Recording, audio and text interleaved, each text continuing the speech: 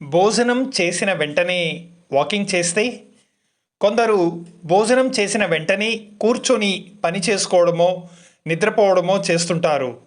కానీ తిన్న వెంటనే 10 నిమిషాలు నడిస్తే ఎన్నో ప్రయోజనాలు ఉన్నాయని ఆరోగ్య నిపుణులు చెప్తున్నారు. తిన్నాక నడిస్తే క్యాలరీలు బర్న్ అయ్యి బరువు తగ్గుతారు.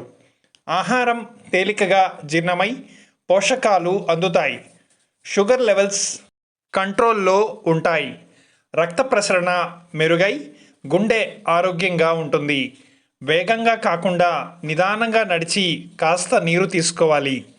ఫ్రెండ్స్, ఆరోగ్యంగా ఉండాలనుకుంటే దయచేసి హోటళ్ళకి రెస్టారెంట్లకి చాలా దూరంగా ఉండండి.